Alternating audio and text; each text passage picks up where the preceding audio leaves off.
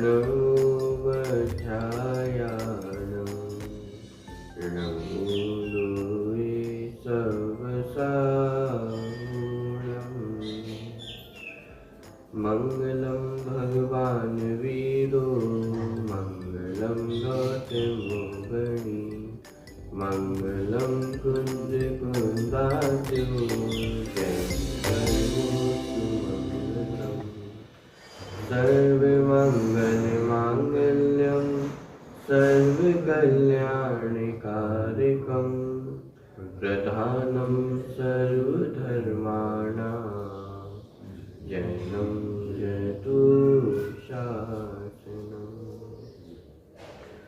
मोक्षमार्गस्य नेतारं भक्तारं कर्मभूभृतां ज्ञातारं विश्वतत्त्वानां वन्दे तत्गुणलब्धये।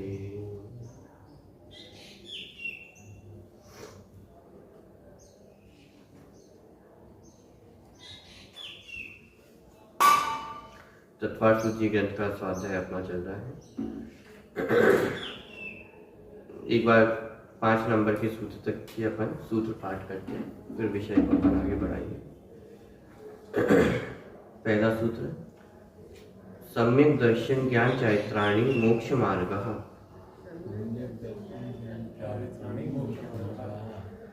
तत्वार्थ श्रद्धानं सम्यक दर्शनम् तन्निसर्गादधिगमात्वा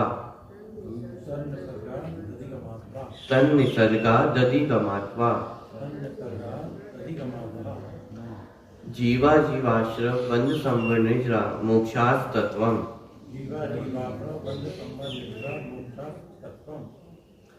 नाम स्थापना द्रव्य भाव तस्तन्यासः।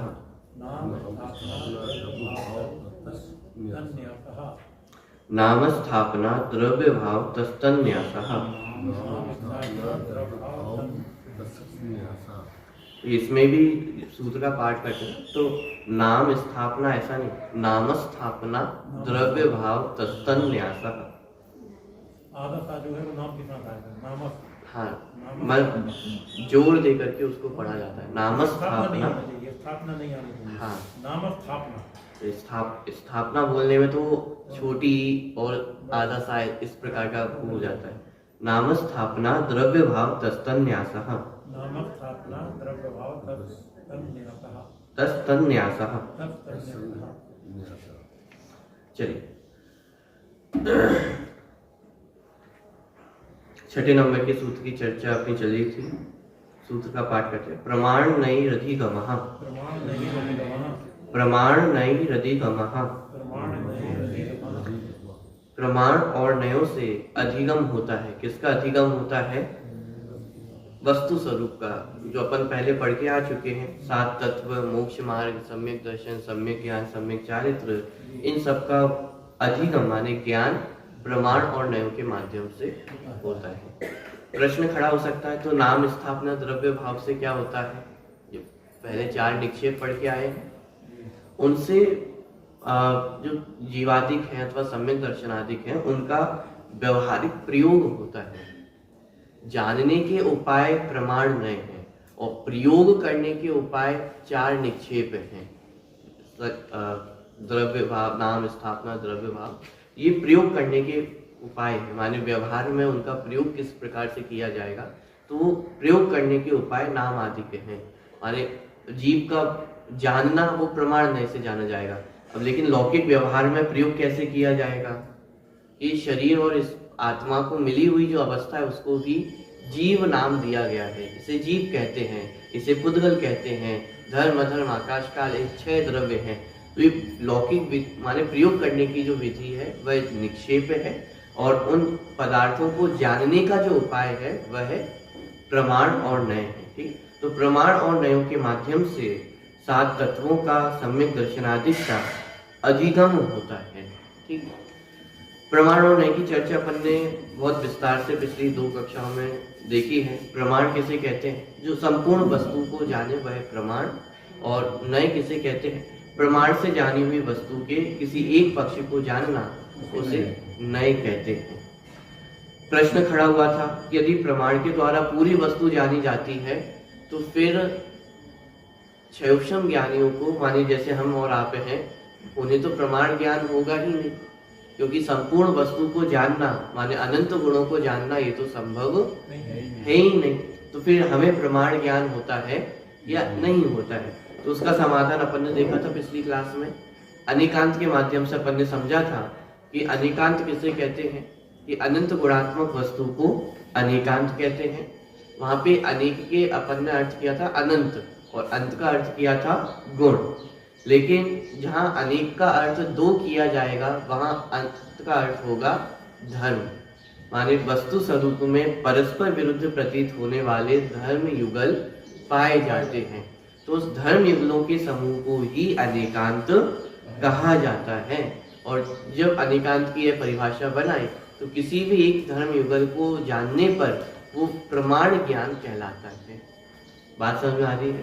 तो इस तरह से क्षयोक्षमिक दशा में भी, संसारिक दशा में भी प्रमाण ज्ञान बनता है और उसी के एक पक्ष को जानना उसे नय कहा जाता है। लास्ट क्लास में हमने ये भी चर्चा देखी थी कि जिनागम में अनेकांत में भी अनेकांत को स्वीकार किया गया है। माने जैन दर्शन में अनेकांत बात तो है ही, लेकिन अनेकांत बाद में भी अनेकांत है। कैसा अनेकांत है कि जैन दर्शन में एकांत को भी स्वीकार किया गया है। लेकिन कौन से एकांत को? दो भेद किए थे एकांत के,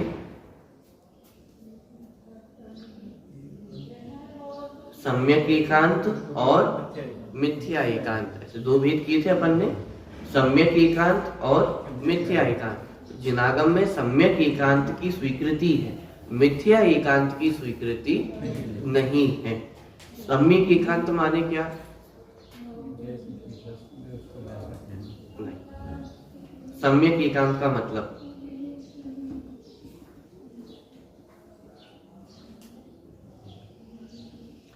सापेक्ष नए सम्यक एकांत है, निरपेक्ष नए मिथ्या एकांत है। माने जहां नयों का वर्णन चल रहा है वहां अपेक्षा होना आवश्यक है। यदि बिना अपेक्षा के कोई भी कथन किया जा रहा है वह सब मिथ्या नय है। जहां पर नयों का प्रयोग कर रहे हैं वहां अपेक्षा का होना आवश्यक है। जैसे उदाहरण अपन ने देखा था, एक व्यक्ति है और उसे पिता कहना, तो वहां आपको अपेक्षा रखना आवश्यक है कि वह अपने पुत्र की अपेक्षा क्या है? पिता है। यदि अपेक्षा साथ में है तो उस व्यक्ति को पिता कहने में कोई समस्या नहीं है। लेकिन यदि अपेक्षा को हटा दिया जाए तो उसको पिता कहने में दिक्कत खड़ी हो, क्योंकि कोई अपेक्षा ही आपके पास नहीं है, तो आपका वाक्य मिथ्या सिद्ध हो जाएगा। जीव को मनुष्य कहना कोई समस्या है? नहीं है। क्यों समस्या नहीं है?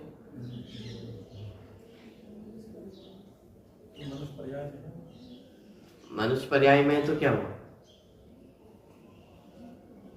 मनुष्य पर्याय की अपेक्षा अथवा इस असमान जाति द्रव्य पर्याय की अपेक्षा जीव को मनुष्य कहा जाए तो ऐसे मनुष्य कहने में कोई समस्या नहीं है। लेकिन यदि इस अपेक्षा को हटा दिया जाए और फिर कहा जाए कि जीव मनुष्य है तो दिक्कत खड़ी हो जाएगी, क्योंकि फिर त्रैकालिक सिद्धांत बन जाएगा कि जीव मनुष्य है और जीव हमेशा इस मनुष्य पर्याय में तो रहने वाला नहीं, कभी नरक में भी जाएगा, कभी त्रिंच में भी जाएगा, और एक समय ऐसा भी आएगा कि इन चारों गतियों से रहित अगति रूप हो जाएगा, माने किसी भी गति को प्राप्त नहीं है, सिद्ध दशा को प्राप्त होगा। तो अपेक्षा जहां तक साथ है तब तक कोई दिक्कत नहीं है, और जहां अपेक्षा को हटा दिया तो वो मिथ्या एकांत हो जाते हैं। तो जिनागम में मिथ्या एकांतों का निषेध किया गया है, माने मिथ्या एकांतों के लिए कोई जिनागम में स्थान नहीं है। इसलिए कहा जाता है कि जैन दर्शन कैसा है? अनेकांतवादी दर्शन है। लेकिन अनेकांत में भी अनेकांत है, माने जैन दर्शन अनेकांत को भी स्वीकार करता है, एकांत को भी स्वीकार करता है। जितने सिद्धांत हैं वो सब सम्यक एकांत रूप है। सुमेरु पर्वत कितने हैं? एक है कि नहीं साहब? अनेकांत होना चाहिए इसमें भी, एक भी है और अनेक भी है कि भाई जो सिद्धांत है वो सब सम्यक एकांत रूपी ही है। नरक कितने हैं? 7 नरक है। स्वर्ग कितने हैं? 16 स्वर्ग है। लोक कितने हैं? 3 लोक हैं। तो ये सब सम्यक एकांत है। मैं कितना हूं कि एक हूं। आत्मा पढ़ाया जाता है छोटे छोटे बच्चों को, आत्मा कितनी होती है, एक होती। तो ये सब सिद्धांत वाक्य है ना, तो ये सब सम्यक एकांत रूप ही है। पॉइंट पकड़ में आ रहा है। तो जिनागम में भी एकांत को स्थान है, लेकिन सम्यक एकांत को, मिथ्या एकांत को स्थान नहीं है। तो इस अपेक्षा से अनेकांत में भी अनेकांत बनता है। ठीक है, बात पकड़ में आ रही है।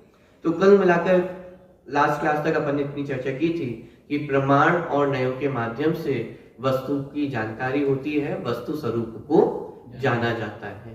ठीक है, प्रमाण और नयों की जो विस्तृत और चर्चा है, माने प्रमाण के जो भेद प्रभेद हैं उनकी चर्चा आगे सूत्रों में आएगी ही। प्रमाण के भेदों की भी चर्चा आएगी और नयों के भेदों की भी चर्चा आगे आएगी। टीकाकारों ने अपनी टीका में, जैसे सर्वार्थ सिद्धि ग्रंथ है, तो वहां प्रमाण के दो भेद कहे, स्वार्थ प्रमाण और परार्थ प्रमाण। दो भेद बताए, स्वार्थ प्रमाण और परार्थ प्रमाण। ऐसे ही नयों के संबंध में जब चर्चा आई तो उन्होंने दो भेद बताए, द्रव्यार्थिक नय और पर्यार्थिक नय, अथवा निश्चय नय और व्यवहार नय। जितने आध्यात्मिक ग्रंथ हैं वहां आपको निश्चय और व्यवहार नय के प्रयोगों की मुख्यता अधिक दिखेगी।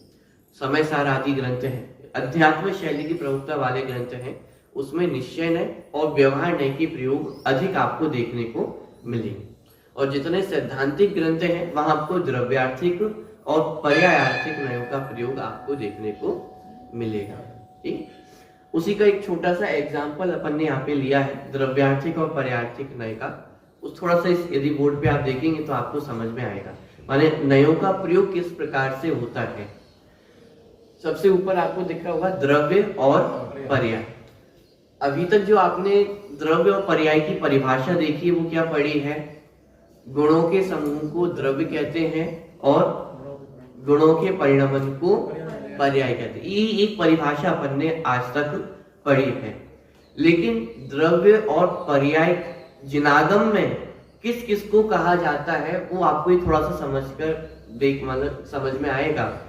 गुणों के समूह को द्रव्य कहते हैं और गुणों के परिणमन को पर्याय कहते हैं, ये तो एक कॉमन परिभाषा है।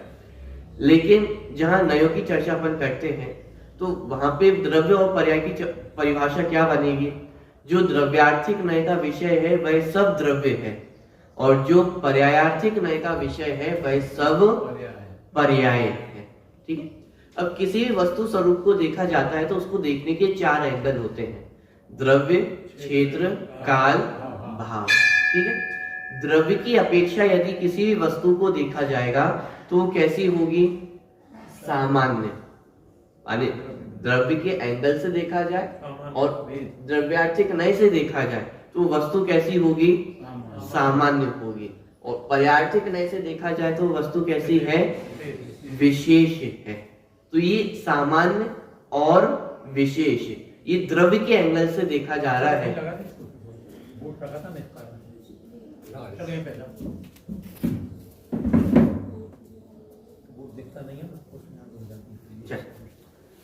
द्रव्य के एंगल से देखा जाए तो द्रव्य किसे कहा जाएगा, जो सामान्यात्मक वस्तु है वह द्रव्य है और जो विशेषात्मक वस्तु है वह पर्याय। तो ये होता है सामान्य विशेष, माने वस्तु कैसी है, सामान्य विशेषात्मक है। द्रव्य के नजरिए से देखा जा रहा है, द्रव्य की अपेक्षा देखा जा रहा है। ऊपर जो द्रव्य लिखा है और नीचे जो द्रव्य लिखा है ये दोनों अलग अलग हैं। ऊपर जो द्रव्य लिखा है वो द्रव्यार्थिक नय का सूचक है और यहाँ पे जो द्रव्य लिखा है वो द्रव्य, क्षेत्र, काल, भाव कि किस अपेक्षा से वस्तु स्वरूप को देखा जा रहा है। तो द्रव्य की अपेक्षा वस्तु स्वरूप को देखा जा रहा है और द्रव्यार्थिक नय के एंगल से देखेंगे तो वो वस्तु कैसी होगी, सामान्य होगी। और पर्यायार्थिक नय के एंगल से देखेंगे तो वस्तु कैसी होगी, विशेष होगी। पॉइंट पकड़ में आ रहा है। तो सामान्य को भी द्रव्य कहा जाता है और विशेष को पर्याय कहा जाता है। अब ये सब आपको नई नई परिभाषाएं मिलेंगी द्रव्य और पर्याय की। सामान्य वह द्रव्य है, विशेष वह पर्याय है। सामान्य विशेष माने क्या,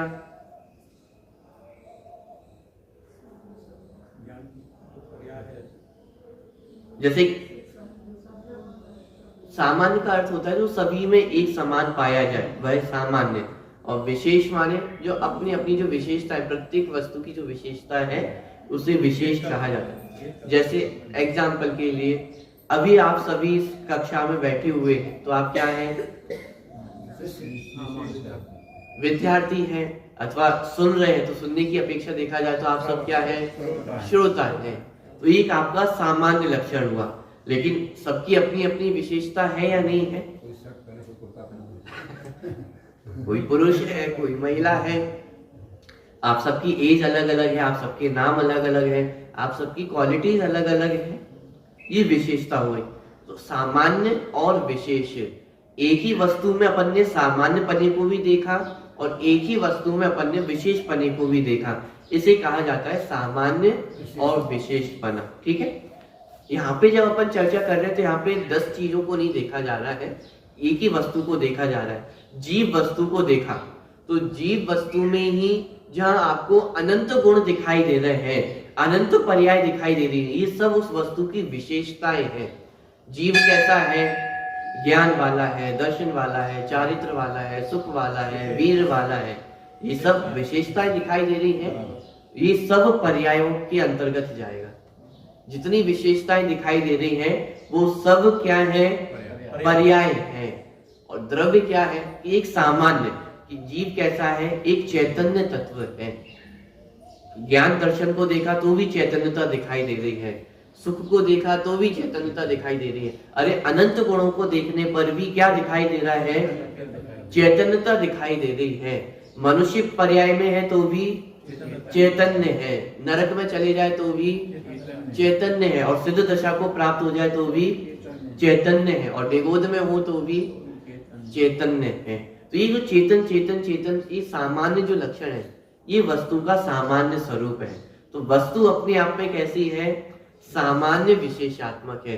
द्रव्य के एंगल से देखेंगे तो वो सामान्य है, पर्याय के एंगल से देखेंगे तो वस्तु कैसी है? विशेष है। पॉइंट पकड़ में आ रहा है? सामान्य विशेष। अब इसमें अपने को प्रमाण और नय को समझना है। जब वस्तु को सामान्य विशेषात्मक देखा जाएगा तो उसे कहा जाएगा प्रमाण ज्ञान। वस्तु है, वस्तु में सामान्य और विशेष, इन दोनों को एक साथ जब अपन देख रहे हैं तो तो ये ज्ञान कौन सा कहा जाएगा? प्रमाण ज्ञान है, क्योंकि पूरी वस्तु को देख रहा है। द्रव्य के एंगल से देख रहे हैं, लेकिन वो पूरी वस्तु देखने में आ रही है। पूरी वस्तु कैसी है? सामान्य विशेषात्मक है। वह वस्तु अपने आप में सामान्य भी है और विशेषताओं को लिए हुए भी होती है। तो वस्तु कैसी है? सामान्य विशेषात्मक। तो सामान्य विशेषात्मक जब कहा तो ये क्या हुआ? प्रमाण ज्ञान। नए ज्ञान क्या होगा? कि एक पक्ष को देखना, द्रव्य की अपेक्षा वस्तु कैसी है? सामान्य ही है, और पर्याय की अपेक्षा देखा जाए तो वस्तु कैसी है? विशेष ही है। ये दोनों क्या हो गए? नए ज्ञान हो गए हैं। और एक साथ देखना, वस्तु कैसी है? सामान्य विशेषात्मक, ये क्या होगा? प्रमाण ज्ञान होगा। समझ में आ रहा है? ऐसे ही क्षेत्र की अपेक्षा देखें तो वस्तु कैसी है? अभेद। माने द्रव्य की अपेक्षा देखेंगे तो अभेद है, और पर्याय की अपेक्षा देखेंगे तो कैसी है? भेद रूप है। तो वस्तु कैसी है? अभेद और भेदात्मक, भेद अभेदात्मक है, ये प्रमाण ज्ञान। और द्रव्य के एंगल से देखा जाए तो वस्तु अभेद है, पर्याय के एंगल से देखा जाए तो वस्तु कैसी है? भेद रूप है। ये नए ज्ञान हो गया। ठीक है, ऐसे ही काल की अपेक्षा देखा जाए तो वस्तु कैसी है? नित्य अनित्यात्मक है। तो नित्य अनित्यात्मक देखना, ये प्रमाण ज्ञान। द्रव्य की अपेक्षा वस्तु नित्य ही है, पर्याय की अपेक्षा वस्तु अनित्य ही है। ये क्या हो गया? नए ज्ञान हो गया। पॉइंट पकड़ में आ रहा है? ऐसे ही भाव की अपेक्षा देखा जाए तो वस्तु कैसी है? एक अनेक है, एक अनेकात्मक है। और नयों की अपेक्षा देखा जाए तो द्रव्य के एंगल से वस्तु एक ही है, और पर्याय के एंगल से देखा जाए तो वस्तु अनेक ही है। पॉइंट पकड़ में आ रहा है या नहीं आ रहा है? तो ये पूरे वस्तु स्वरूप की जानकारी इस चार्ट के माध्यम से आपको होती है, और इसमें कहाँ प्रमाण ज्ञान का प्रयोग किया जा रहा है, कहाँ नए ज्ञान का प्रयोग किया जा रहा है, ये आपको समझना आवश्यक है। और ये इसलिए भी समझना आवश्यक है क्योंकि जिनवाणी में इतने तरह से द्रव्य और पर्याय का प्रयोग किया जाएगा। जिनवाणी में गुण भेद को भी पर्याय कहा जाएगा, अनित्यता को भी पर्याय कहा जाएगा, विशेष को भी पर्याय कहा जाएगा, अनेकता को भी पर्याय नाम दिए जाएंगे और सामान्य अभेद नित्य एक इसे द्रव्य नाम दिया जाएगा। पॉइंट पकड़ में आ रहा है? माने अब आपके द्रव्य भी 4 प्रकार के हो गए, पर्याय भी 4 प्रकार की हो गई। अभी तक तो हमने सिर्फ एक परिभाषा देखी थी द्रव्य और पर्याय की, लेकिन अभी 4 परिभाषाएं आपकी सामने खड़ी हो गई। कुल मिला के ये सब ज्ञान का व्यायाम है। कितने नजरियों से, कितने एंगल से किसी वस्तु स्वरूप को देखा जा सकता है, ये नयों के माध्यम से हमें ख्याल में आता है। और प्रमाण ज्ञान इस सबको इकट्ठा करने का कार्य करता है। नए एक एक पक्ष को पकड़ेगा कि द्रव्य काल की अपेक्षा कैसा है, माने उसी वस्तु को काल के एंगल से देखा जाए। कोई भी एक वस्तु अपन ने पकड़ी और उसको काल के एंगल से देखा जाए तो वस्तु कैसी है? नित्य अनित्यात्मक है। अब उसी को द्रव्य के एंगल से पकड़े, एक तो काल के एंगल से देखा जा रहा है और द्रव्य के एंगल से देखा जा रहा है, तो वस्तु कैसी मिलेगी?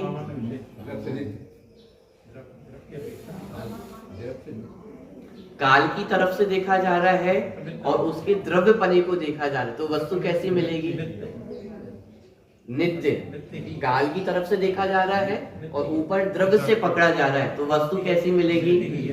नित्य ही है। काल के एंगल से ही वो वस्तु को देखे, लेकिन पर्याय के एंगल से देखा जा रहा है, तो वस्तु कैसी मिलेगी? अनित्य ही है। ये सब नए ज्ञान है। पॉइंट पकड़ में आ रहा है? तो ये प्रमाण और नए समग्र रूप से देखा जाए तो ये प्रमाण ज्ञान है, और एक एक पक्ष को देखा जाए तो वह नए ज्ञान है।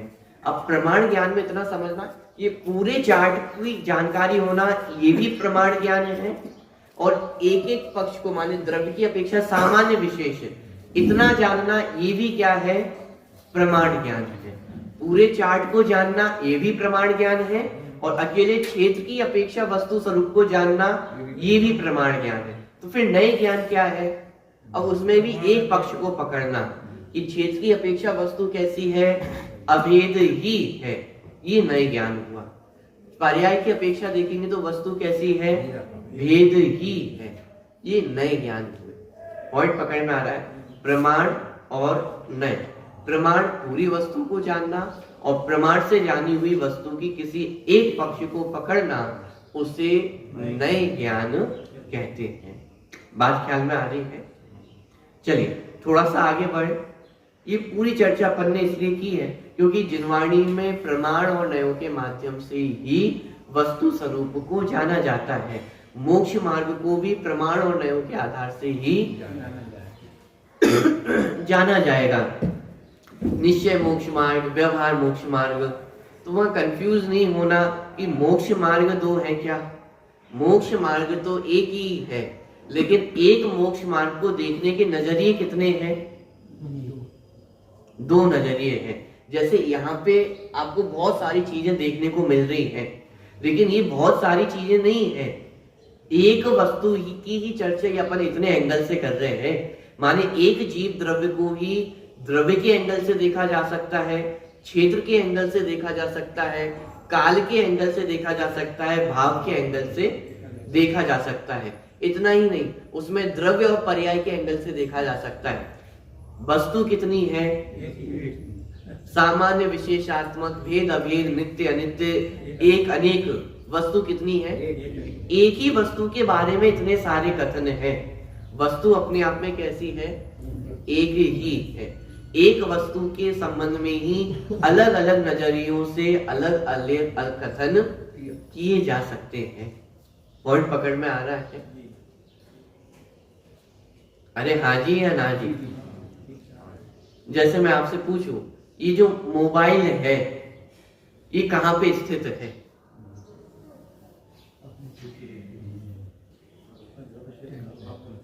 कहां पे स्थित है मोबाइल? द्रव्य क्षेत्र काल भाव को छोड़े कौन सी दिशा में स्थित है?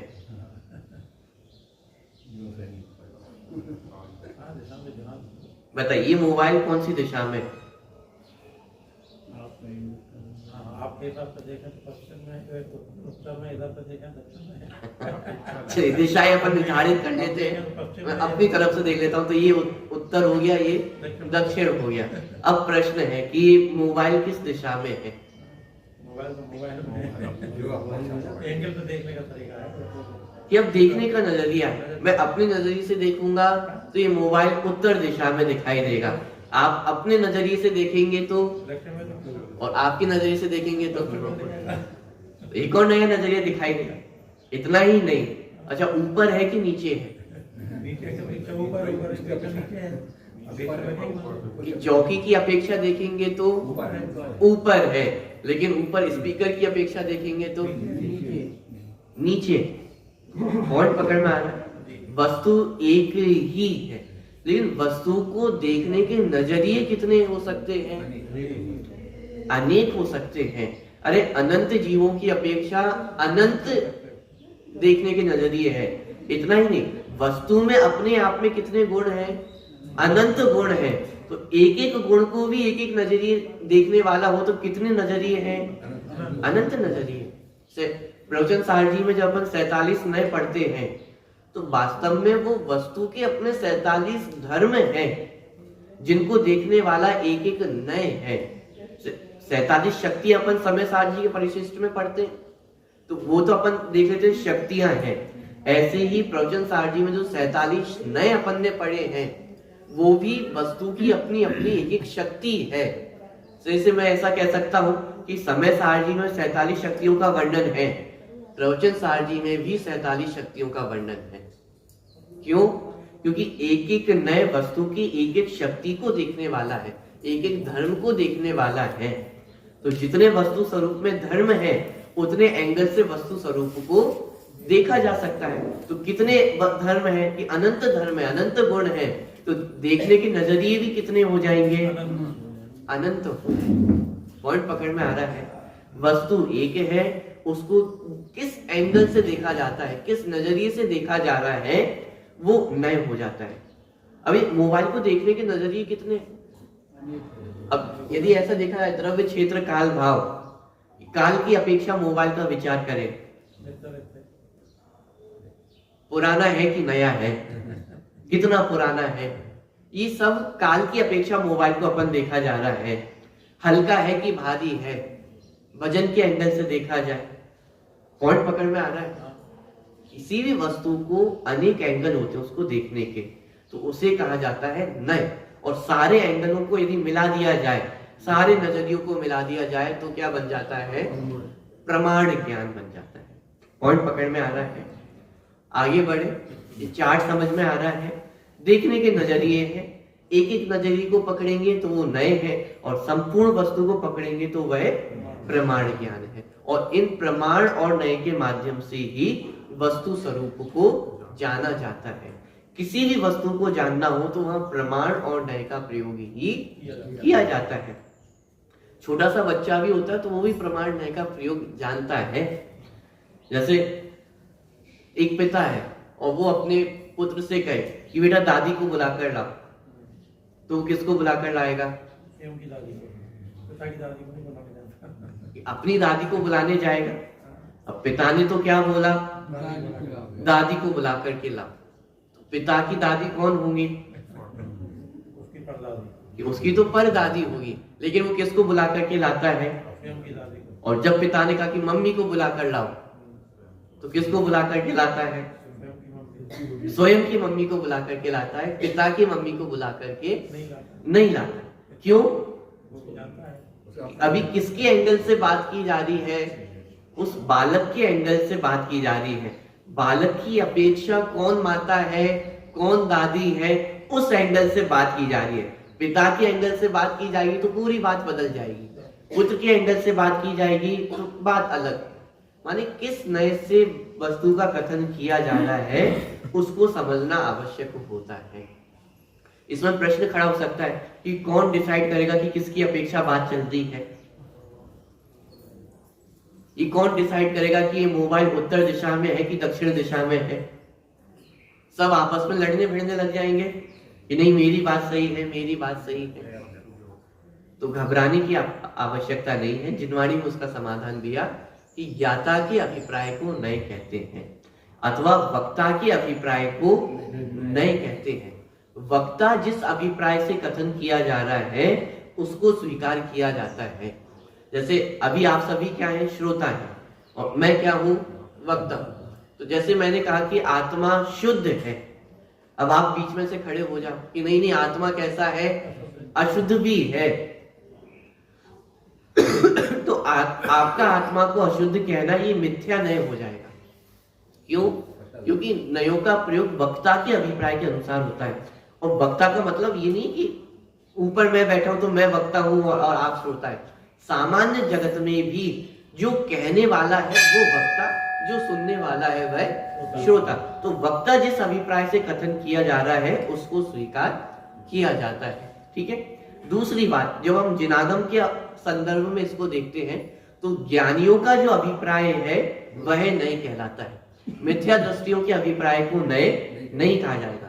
नयों की परिभाषा भी है, सम्यक श्रुत ज्ञान के अंश को नए कहते हैं। माने वास्तव में तो ये नए सम्यक ज्ञानियों को ही होते हैं, मिथ्या ज्ञानियों को नहीं होते। मिथ्या दृष्टि तो सम्यक ज्ञानियों के अनुसार प्रवृत्ति करते हैं, माने सम्यक ज्ञानियों का जो अभिप्राय है उसको फॉलो अपन कर रहे हैं। अपना अभिप्राय वास्तव में माने मिथ्या दृष्टियों का जो अभिप्राय है वह नए नहीं कहलाएगा। ठीक है। चलिए, तो ये प्रमाण और नए के संदर्भ में अपनी थोड़ी चर्चा हुई। एक चर्चा और अपन ने ली थी प्रमाण और नए के संबंध में कि प्रमाण को पहले रखा और नए को बाद में रखा। कहां पे? सूत्र में पहले रखा है ना, प्रमाण को पहले रखा और नए को बाद में रखा। तो ऐसा क्यों किया?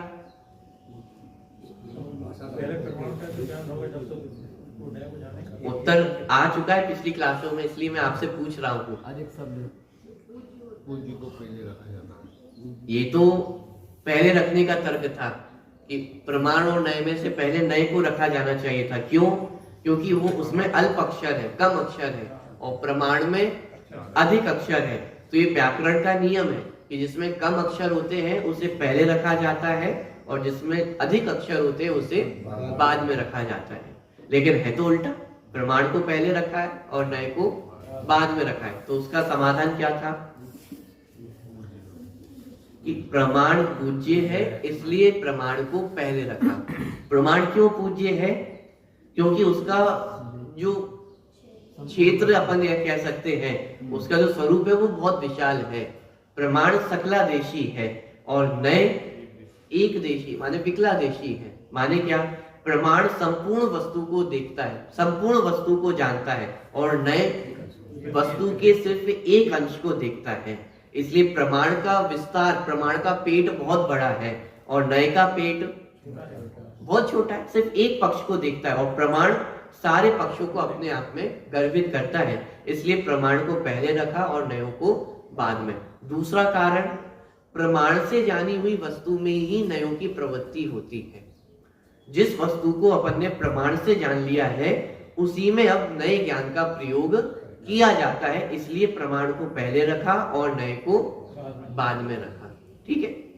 एक दूसरी अपेक्षा भी आती है, श्रुत भवन दीपक नए चक्र है, उसमें नयों को पूज्य कहा और प्रमाण को बाद में रखा। उसका तर्क क्या दिया वहां पे आचार्य ने? वैसे ही बस पूरा समय जाएगा। नहीं, वहां एकमात्र प्रयोजन ये कि नयों के माध्यम से शुद्धात्मा तक पहुंचा जा सकता है। प्रमाण के माध्यम से आप शुद्धात्मा तक नहीं पहुंच पाएंगे, क्योंकि प्रमाण में तो द्रव्य और पर्यायात्मक वस्तु को देखा जाएगा। द्रव्य और पर्याय इन दोनों को मिलाकर के वस्तु का कथन किया जाएगा अथवा वस्तु को जाना जाएगा। लेकिन शुद्धात्मा तक यदि कोई पहुंचा सकता है तो वो कौन पहुंचा सकता है? कि वो नए पहुंचा सकता है। 8 प्रकार के नयों में परम शुद्ध निश्चय नय, क्यों परम शुद्ध निश्चय नय कहां तक पहुंचा देता है? कि वो शुद्ध आत्मा तक पहुंचा देता है। तो शुद्ध आत्मा की प्राप्ति नयों के माध्यम से ही हो सकती है, अन्य किसी के माध्यम से नहीं होती है। इसलिए नए को पूज्य कहा। पॉइंट पकड़ में आ रहा है? वहां प्रयोजन क्या था कि मोक्ष मार्ग में जीव को शुद्धात्मा की प्राप्ति नए के माध्यम से होती है, इसलिए नए पूज्य है। और यहाँ पर प्रमाण को पूज्य क्यों कहा जा रहा है? क्योंकि इसका विषय बहुत विशाल है, इसका पेट बहुत बड़ा है, ये संपूर्ण वस्तु को जानता है, इसलिए यहाँ पे प्रमाण को पूज्य कहा। सिर्फ अपेक्षा का भेद है, वास्तव में ऐसा कोई भेद नहीं करना चाहते कि प्रमाण अच्छा है कि नहीं अच्छा है। अरे दोनों ही हमें जानने में सहायक है। यदि प्रमाण ना हो तो नए ज्ञान की प्रवृत्ति नहीं हो सकती है, और नए ज्ञान ना हो तो प्रमाण का जानना भी बेकार हो जाएगा। इसलिए प्रमाण और नए, इन दोनों वस्तुओं दोनों ही आवश्यक है, दोनों ही महत्वपूर्ण है, दोनों में पूज्य अपूज्य का कोई भेद नहीं है। लेकिन अपेक्षा से कभी प्रमाण को पूज्य कहा जाएगा और कभी नए को पूज्य कहा जाएगा, लेकिन अपनी प्रयोजन सिद्धि दोनों के ही माध्यम से होती है। ठीक है, तो इस प्रकार पूरे सूत्र का वर्णन यहाँ पे हुआ, प्रमाण नए रधिगमः। ठीक है, कोई प्रश्न हो आपको इस सूत्र को लेकर के तो आप पूछ लें, फिर अपन अगले सूत्र की ओर आगे बढ़ेंगे।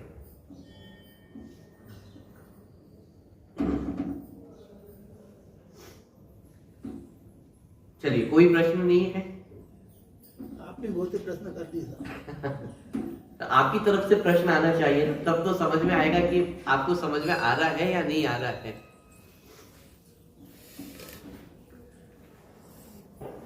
चलिए, मेरे पास कोई प्रश्न नहीं आ रहा है, तो मैं आप समझता हूं कि आपको ये विषय ख्याल में आया होगा, और यदि मैं कभी प्रश्न करूंगा इस संदर्भ में तो मुझे उत्तर मिलेगा, ऐसी मुझे पूरी गारंटी आप लोग दे रहे हैं। ठीक है, चलिए अगले सूत्र की ओर अपन बढ़ते हैं। 7वें नंबर का सूत्र है। देखिए, ये जो 6 नंबर का, 7वें नंबर का और 8वें नंबर के सूत्र हैं, ये तीनों ही सूत्र वस्तु स्वरूप को जानने के उपाय रूप है। माने प्रमाण और नए के माध्यम से भी वस्तु स्वरूप को जाना जाता है। 7वें नंबर में जिन जिन चीजों का वर्णन किया जाएगा उनके माध्यम से भी वस्तु स्वरूप को जाना जाता है, और 8वें नंबर में जिन जिन चीजों का वर्णन किया जाएगा उसके माध्यम से भी वस्तु स्वरूप को जाना जाता है। तो फिर प्रश्न ही खड़ा हो सकता है, तो फिर एक ही सूत्र बना देते हैं, सारी बात एक जगह ही आ जाती। और यदि अलग अलग जगह किया है तो फिर अंतर क्या है? अंतर सिर्फ इतना है कि अलग अलग बुद्धिजीवी लोगों की अपेक्षा ये 3 सूत्र करे गए थे। माने कुछ जीव होते हैं जो संक्षिप्त बुद्धि वाले जीव होते हैं, कुछ होते हैं मध्यम बुद्धि वाले, और कुछ होते हैं जो विस्तार बुद्धि वाले होते हैं। माने किसी किसी जीव को संक्षिप्त में बता दिया, प्रमाण नय से वस्तु का जानना होता है, इतना ही काफी है। तो ये संक्षिप्त बुद्धि वाले जीवों के लिए सूत्र कहा प्रमाण नय रधिगमः, कि प्रमाण और नय से वस्तु स्वरूप की जानकारी होती है। अब कुछ मध्यम बुद्धि वाले जीव होते हैं तो उनके लिए सूत्र बनाया 7वें नंबर का, और जिनको बहुत विस्तार में जानने की रुचि हो तो उनके लिए है 8वें नंबर का सूत्र है सब वस्तु को जानने के उपाय ही। वस्तु स्वरूप को किस उपाय से जाना जाता है? संक्षिप्त बुद्धि हो, प्रमाण और नय से वस्तु स्वरूप को जाना जाता है, इतने से भी काम हो जाएगा। थोड़ी और विस्तार में जानना हो तो ये 7वें नंबर का सूत्र आएगा, और विस्तार में जानना हो तो 8वें नंबर का सूत्र आएगा। और ये पूरा वर्णन, ये पूरा विस्तार, माने मूल जो सठखंडागम जो सिद्धांतिक ग्रंथ अपन देखते हैं उनमें इसी पद्धति से वस्तु स्वरूप का वर्णन किया गया है। और ये जो मूल जैसे 7वें नंबर का सूत्र है, 8वें नंबर के सूत्र है, ये मूल सूत्र षटखंडागम ग्रंथ में भी आपको मिलेंगे। माने उनका ट्रांसलेशन बस यहाँ संस्कृत भाषा में किया गया है, मूल सूत्र षटखंडागम ग्रंथ में भी आपको पढ़ने को मिलेंगे। जब अपन ने क्लास स्टार्ट की थी तो अपन ने इस बात को देखा था कि तत्वार सूत्र ग्रंथ से पहले जितने ग्रंथ उपलब्ध थे उन सब का निचोड़ एक तरह से इस तत्वार सूत्र ग्रंथ में लिया गया है। तो आपको इसमें षटखंडागम, धवला आदि का झलक भी देखने को मिलेगी, समय सार आदि ग्रंथों की झलक भी इसमें आपको देखने को मिलेगी, चरणान्यों परक जो ग्रंथ है उसकी झलक भी आपको इसमें देखने को मिलेगी। तो ये जो सिद्धांतिक ग्रंथ है उसमें किस प्रकार से वस्तु स्वरूप का वर्णन किया जाता है उसका झलक आपको इन सूत्रों में देखने को मिलेगी। ठीक है, चलिए 7वें नंबर का सूत्र है, उसका पाठ अपन करते हैं। ग्रंथ है अभी आप सभी के पास, तो देख लें 7वें नंबर का सूत्र। निर्देश स्वामित्व साधनाधिकरण स्थिति विधानतः।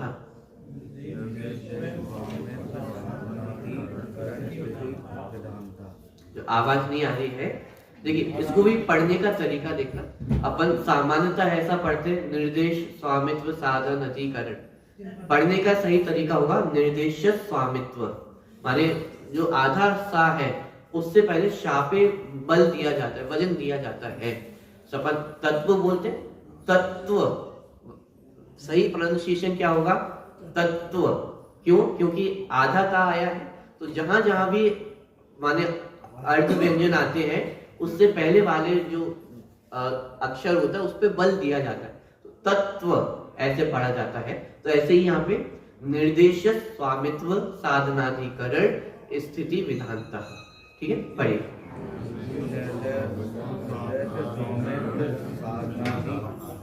छोटा छोटा पढ़ते हैं। निर्देश स्वामित्व साधनाधिकरण। अब इसमें भी होगा साधनाधिकरण स्थिति विधानतः। निर्देश स्वामित्व साधनाधिकरण स्थिति विधानतः। ठीक है, देखिए ये सूत्र क्या कह रहा है? विधानतः, तो सामान्य अर्थ हुआ विधानतः माने जो वर्णन किया जा रहा है, निर्देश स्वामित्व साधन अधिकरण स्थिति और विधान से। ये एक सूत्र का अर्थ हो गया, निर्देश स्वामित्व साधन अधिकरण स्थिति विधान से। क्या से? क्या होता है? पहले जो सूत्र कहा गया था प्रमाण नय अधिगमा, उसका अर्थ यहाँ पे लिया जाएगा कि वस्तु का ज्ञान होता है, माने 7 तत्वों का, मोक्ष मार्ग का, सम्यक दर्शन, ज्ञान, चारित्र का अधिगम होता है। ये पूरे सूत्र का अर्थ हुआ। सूत्र तो एक सामान्य संक्षिप्त में निर्देश आदि से क्या होता है? ज्ञान होता है। किसका ज्ञान होता है? सम्यक दर्शन आदि का, 7 तत्व आदि का ज्ञान इससे होता है। ठीक है, तो ये थोड़ा बस विस्तार किया है। प्रमाण नय से ज्ञान होता है, ऐसे ही निर्देश स्वामित्व साधन अधिकरण स्थिति और विधान से वस्तु स्वरूप का ज्ञान होता है। अब देखिए निर्देश आदि किसे कहते हैं? पुस्तक के आधार से जो परिभाषा है वो मैं यहाँ से पढ़ रहा हूँ। निर्देश वस्तु के स्वरूप का कथन करना निर्देश है। माने किसी भी वस्तु को यदि आपको समझना है, जानना है, तो सबसे पहले उसका निर्देश करना आवश्यक है कि ये क्या है? पुस्तक है अथवा तत्वार्थ सूत्र ग्रंथ है। ये क्या है? माइक है। ये क्या है? बोर्ड है। माने सबसे पहले जानना आवश्यक है ना वस्तु क्या है, तो उसका निर्देश करना। कि सबसे पहले तो ये जाना जाता है कि वो वस्तु क्या है। जब वस्तु को जानेंगे तब तो उसका विस्तार करेंगे, कैसी है वो ये जानकारी बाद में होगी। सबसे पहले तो ये जानना आवश्यक है कि वस्तु क्या है। 6 द्रव्य है, तो ये जीव है, ये पुद्गल है, ये धर्म है, अधर्म, आकाश का, ये निर्देश करना होगा। ठीक है, तो वस्तु के स्वरूप का कथन करना वह निर्देश है। फिर स्वामित्व, आधिपत्य को स्वामित्व कहते हैं। अरे ये जो वस्तु है ये किसकी है? तुरंत प्रश्न खड़ा होता है। आप किसी भी वस्तु को दुनिया में जानने चाहेंगे तो अगला प्रश्न क्या होगा? वही किसकी है? ये स्वामित्व। आगे साधन, जिससे वस्तु की उत्पत्ति होती है उस कारण को साधन कहते हैं। ये वस्तु कैसे है? कैसे है माने उसका साधन क्या है? ये माइक है, तो ये माइक कैसे काम करता है? ये माने किसी वस्तु का कैसे माने साधन का ज्ञान होना, ये वस्तु कैसे हुई है, किस प्रकार से होती है, ये साधन माने जिससे वस्तु की उत्पत्ति हुई है उस कारण को साधन कहते हैं। गेहूं को जाना, तो ये गेहूं कैसे उत्पन्न हुए। मोबाइल को जाना, ये मोबाइल कैसे बनता है। बोर्ड को जाना, बोर्ड कैसे बनता है, माइक कैसे काम करता है। मैं हूं, तो मेरे में फंक्शंस कैसे होते हैं। ये जीव द्रव्य है ना, ये भी एक वस्तु है, ये कैसे काम करती है। पुद्गल द्रव्य है, पुद्गल द्रव्य कैसे काम करता है, इसकी उत्पत्ति कैसे हुई है। माने ये सब साधन के अंतर्गत आ जाता है। निर्देश, स्वामित्व, साधन, अधिकरण, वस्तु के आधार को अधिकरण कहते हैं। वस्तु कहाँ रहती है? अपने अधिकार। वो अधिकरण जहां भी पाई जाती है, जिस भी अवस्था में पाई जाती है वो उसका अधिकरण, माने वो वस्तु किस आधार से है। अधिकरण स्थिति, जितने काल वस्तु रहे वह उसकी स्थिति है। अपन कहते हैं एक्सपायरी, हर चीज की एक्सपायरी होती है, तो वस्तु कितने समय तक रहेगी वो उसकी स्थिति है। दवाइयों के संबंध में देखते हैं, अपन अपने भोजन संबंधी विचार करते हैं तो एक एक वस्तु की मर्यादा होती है, आटे की कितनी मर्यादा है, माने एक एक चीज की अपन मर्यादा देखते हैं। स्थिति कितने समय तक वह रहेगी, वह स्थिति। विधान, विधान माने प्रकार, भेद और विस्तार को विधान कहते हैं। माने किसी भी वस्तु के कितने प्रकार होते हैं उसके विस्तार को देखना उसे विधान कहा जाता है। मंदिर में भी अपन विधान करते हैं, तो विधान का मतलब क्या होता है? बड़ी पूजा, माने पूजा का विस्तार करना वह विधान है। सिद्ध भगवान की पूजन करना, एक सामान्यतः 8 गुणों का वर्णन अपन ने कर दिया, संक्षिप्त में किया, उसे पूजन कहते हैं। उसी का विस्तार कर दो, 8 गुण के अलग-अलग सिद्ध भगवान के कितने गुणों का वर्णन किया जाए कि उनके गुणों का वर्णन पढ़ते जाओ पढ़ते जाओ पढ़ते जाओ तो वो विधान हो जाएगा। सिद्ध चक्र विधान क्या हुआ कि जो सिद्ध भगवान के गुण हैं अब उन्हीं गुणों का विस्तार कर दिया अपन ने। पहले 8 गुणों की चर्चा की संक्षिप्त में, अब उन्हीं के गुणों का विस्तार करते गए तो पूरा विधान बन गया। विधान का शाब्दिक अर्थ होता है विस्तार करना, भेद करना, ठीक है। तो इसलिए पूजन और विधान, तो विधान क्यों बोलते हैं? विधान का अर्थ होता है विस्तार करना। तो ऐसे ही किसी भी वस्तु का विस्तार करना, विस्तार करना माने उसके भेदों का विचार करना, कितने प्रकार की होती है। लौकिक में भी आप देखो, कोई छोटी से छोटी वस्तु भी आप खरीदने जाओ तो आप देखते हो कितने प्रकार की है। सोने चांदी आप खरीदने जाओ तो आप उसमें विचार करते हो कि भाई कितने कैरेट का है, तो उसके भेद आप देखते हो। कोई भी गाड़ी खरीदने जाओ तो भाई कौन सा मॉडल है, बेस मॉडल है, टॉप मॉडल है, आप उसके भेद देखते हो, उसमें कंपैरिजन करते हो।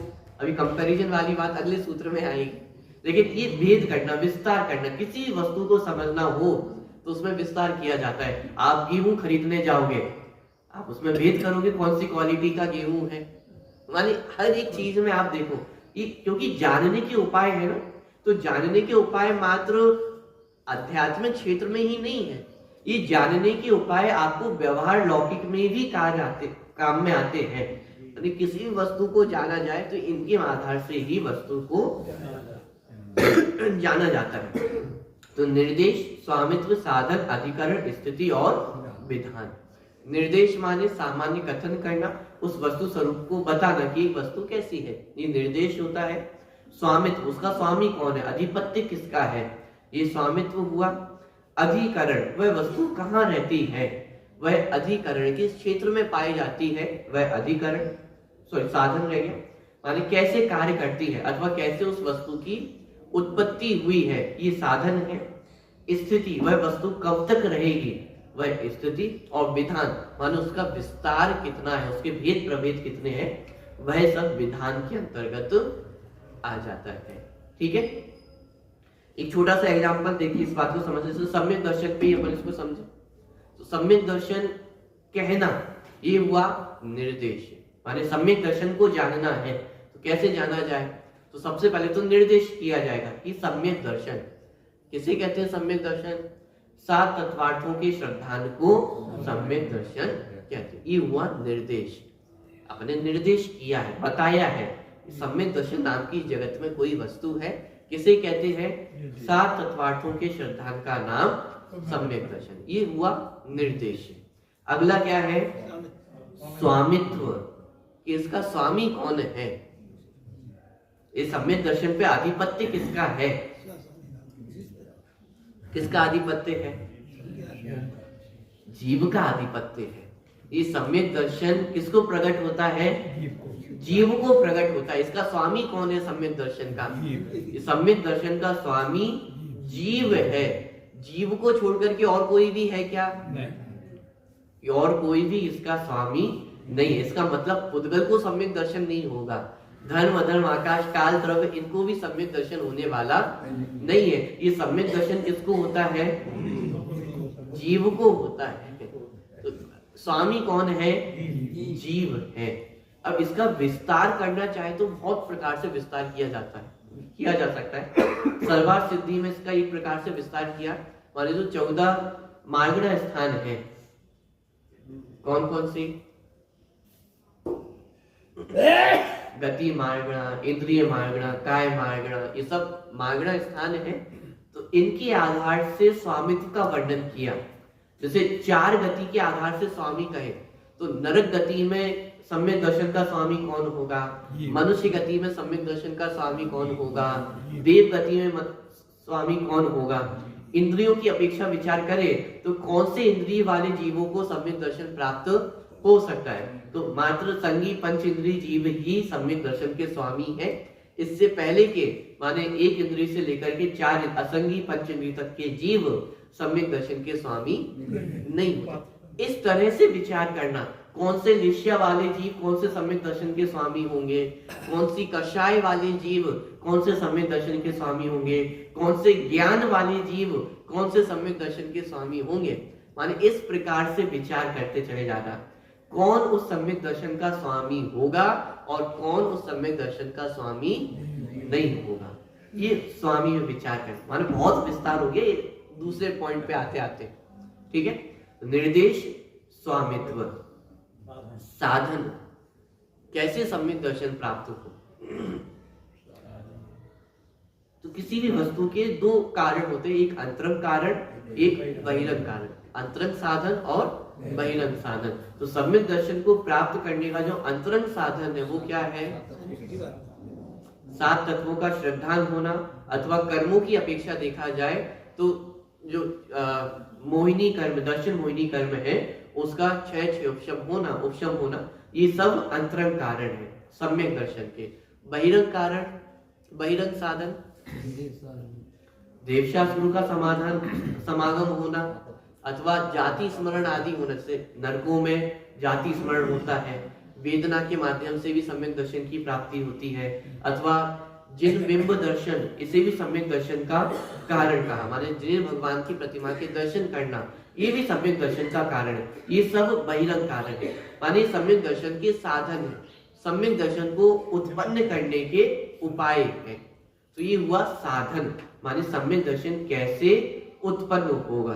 तो अंतरंग कारण तो दर्शन मोहिनी कर्म का उपशम, क्षय उपशम होना, ये अंतरंग कारण, अथवा 7 तत्वार्थों का श्रद्धान होना, ये अंतरंग कारण। और बाहर में देव शास्त्र गुरु का श्रद्धान होना, ये सब बाह्य कारण है। ठीक, अधिकरण, ये सम्यक दर्शन कहाँ पाया जाएगा, कहाँ रहता है? ये सम्यक दर्शन जीव में ही रहता है, जीव के बाहर सम्यक दर्शन नहीं रहता है। तो सम्यक दर्शन कहाँ रहता है? जीव में रहता है। एक दूसरी अपेक्षा भी कही, सम्यक दर्शन कहाँ रहता है? त्रस नाड़ी में सम्यक दर्शन रहता है। कहाँ रहता है सम्यक दर्शन? त्रस नाड़ी में सम्यक दर्शन रहता है। त्रस नाड़ी माने क्या? इन लोग में कि ये बात तो पक्की है कि सम्यक दर्शन होगा तो त्रस जीवों को ही होगा, स्थावर जीवों को तो नहीं होगा। तो 3 लोक में से पूरे 3 लोक को हटा करके सिर्फ कितना पकड़ा? त्रस नाड़ी, माने सम्यक दर्शन पाया जाएगा तो कहाँ पाया जाएगा? त्रस नाड़ी में ही रहता है, त्रस नाड़ी से बाहर सम्यक दर्शन नहीं रहता है। ये भी जिनागम में अपेक्षा है। पॉइंट पकड़ में आ रहा है? ये अधिकरण कि सम्यक दर्शन कहाँ पाया जाएगा। तो जीव की अपेक्षा देखा जाए तो जीव में ही सम्यक दर्शन पाया जाता है, और यदि थोड़ा सा और बाहर जाकर के देखा जाए तो सम्यक दर्शन कहाँ पाया जाता है? त्रस नाड़ी में सम्यक दर्शन पाया जाता है, रहता है। कहाँ रहता है? त्रस नाड़ी में रहता है, इसके बाहर नहीं रहता। तो ये अधिकरण। स्थिति, कितने काल के लिए रहेगा सम्यक दर्शन? अलग अलग अपेक्षा है। कम से कम देखा जाए तो अंतर्मूर्त, और अधिक से अधिक देखा जाए तो अनंत काल तक, सारी अनंत काल तक सम्यक दर्शन रहेगा। अब उसमें जिनवाणी में एक एक का विस्तार किया। औपशमिक सम्यक दर्शन की जघन स्थिति, मध्यम स्थिति और उत्कृष्ट स्थिति, क्षायिक सम्यक दर्शन की स्थिति, ऐसे ही औपशमिक सम्यक दर्शन की स्थिति, उस सबका विस्तार में जिनवाणी में वर्णन किया है। कौन से सम्यक दर्शन की स्थिति, माने वो कितने समय तक रहता है। और विधान, सम्यक दर्शन कितने प्रकार का है? कितने प्रकार का है? दो प्रकार का तो अपन पहले पढ़ के आ चुके हैं, निसर्गज, अधिगमन। ये दो भेद अपन पहले ही पढ़ के आ चुके हैं। इसके अलावा तीन प्रकार के भेद जो अपन अभी देखे, औपशमिक, क्षयोपशमिक और क्षयिक सम्यक दर्शन। इसके अलावा निश्चय और व्यवहार सम्यक दर्शन। द्रव संग्रह में अपन ने पढ़े थे, भूल गए? वीतराग सम्यक्त्व और सराग सम्यक्त्व, ये भी भेद है सम्यक दर्शन के। तो इस प्रकार से सम्यक दर्शन कितने प्रकार का होता है उसकी चर्चा यहाँ पे की गई है। तो इस तरह से सम्यक दर्शन आदि के भेद करना, उसका विस्तार करना, ये सम्यक दर्शन के भेद हुए। तो इस प्रकार से किसी भी वस्तु की जानकारी हो तो ये 6 प्रकार से वस्तु स्वरूप को जाना जाता है। उसका निर्देश किया जाता है, उसका स्वामी कौन है, उसकी उत्पत्ति कैसे हुई है, वह कहाँ रहता है, कहाँ पाया जाता है, उसकी स्थिति कितनी है, कितने समय तक रहता है, और उसके विस्तार कितने कितने प्रकार का है। ये सब निर्देश स्वामी साधारणीकरण कर स्थिति विधानता, ये सब इस सूत्र के आधार से जानने में आते। अभी अपन ने सम्यक दर्शन का विचार किया, सम्यक दर्शन पे 6 एंगल अपन ने उसको जानने के देखे हैं। ऐसे ही आप जीव, उद्गल, धर्म, अधर्म, आकाश, काल, अथवा जीव, अजीव, आश्रम, बंध, संवर, निद्रा, मोक्ष, अथवा सम्यक दर्शन, सम्यक ज्ञान, सम्यक चारित्र, इन पर घटित करके देख सकते हैं। तो एक छोटा सा होमवर्क मैं आपको दे रहा हूँ, कल का होमवर्क, कि किसी भी एक पे पाने, जैसे जीव पे आप इन 6 पॉइंट को घटा करके देखें, अथवा अजीब पे आश्रम, बंध, संवर, निद्रा, मोक्ष, किसी पे भी आपको ये पॉइंट घटा करके लाने हैं, अथवा सम्यक दर्शन पे, सम्यक ज्ञान पे, सम्यक चारित्र पे इन पॉइंट्स को आप घटित कर सकते हैं। और एक सबका होमवर्क है, किसी से भी मैं कल पूछ सकता हूँ, ठीक है? तो इसलिए ये छोटा सा होमवर्क, इस जो 6 पॉइंट है आपको किसी वस्तु पे आपको घटित करके बताना है। और यदि जीव इन पे भी घटित ना हो तो लौकिक कोई भी वस्तु हो उस पे आप उसको घटित कर सकते हैं। लेकिन प्रयोग विधि आपको सीखनी है कि ये प्रयोग विधि कैसे वस्तु स्वरूप को जाना जाए। जैसे कोई फॉर्म होता है, तो ये एक प्रकार से आपको फॉर्म दे दिया है, भर के लाना। हाँ, ये आपको भर करके लाना है। ये 6 आपको फिलअप्स है, फिल इन द ब्लैंक्स है, इनको बस भरना है। जैसे आप अपना बायोडेटा भरते हैं, कोई नौकरी के लिए जाए तो अपना CV फॉर्म भरता है, तो उसमें नाम भरना होता है, नाम, पिता का नाम क्या है, माता का नाम क्या है, होम टाउन क्या है, एड्रेस क्या है, संपर्क सूत्र क्या है, ये आपको 6-7 ऑप्शन होते हैं और उनको फिलअप करना होता है। ऐसे ये भी फॉर्म है, काय का फॉर्म है, वस्तु स्वरूप को जानने का फॉर्म है, कि किसी वस्तु को जानना हो तो कैसे जाना जाए। तो सम्यक दर्शन का फॉर्म अपन ने बना लिया, निर्देश, स्वामित्व, साधन, अधिकार, स्थिति, विधान, कि नाम क्या है, कि साहब सम्यक दर्शन मेरा नाम है। फिर स्वामी कौन है, कि जीव मेरा स्वामी है। अच्छा, माता पिता पर कहते हैं कि हमारे माता पिता कौन है, तो ऐसे ही सम्यक दर्शन का स्वामी कौन है, कि जीव स्वामी है। कहाँ रहते हो, जीव में रहते हैं, तृष्णादि में रहते हैं, एड्रेस हो गया। मानी एक प्रकार से फॉर्म है, किसी भी वस्तु को इसमें अपन भर सकते हैं। किसी भी वस्तु की जानकारी करना हो तो ये आपको फॉर्म दे दिया है, इतनी चीजों को जान लिया, इसका मतलब आपने उस वस्तु को जान लिया है। तो इसके एग्जाम्पल कल आपको लिखकर लाने हैं। कम से कम एक फॉर्म तो आपको भरना है, और अधिक फॉर्म भर सके तो ये बहुत अच्छा है, लेकिन मिनिमम एक फॉर्म तो आपको भरकर लाना ही कल आपका होमवर्क है, ठीक है?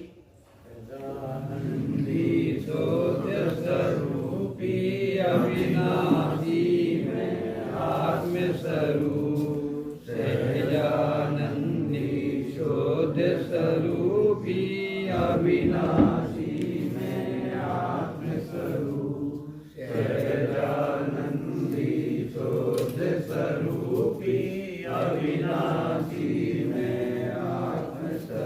स्तुति नंबर 15, पेज नंबर 23, स्तुति नंबर 15।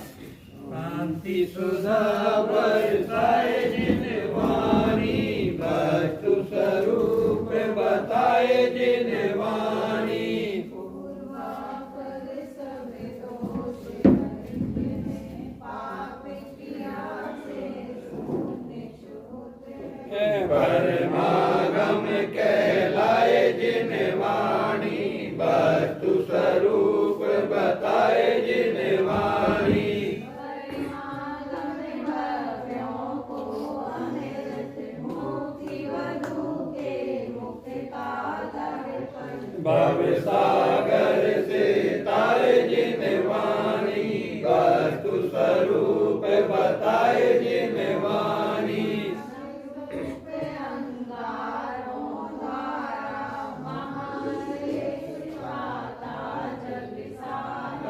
सजल मेघ बरसाए जिन वाणी वस्तु स्वरूप बताए जिन वाणी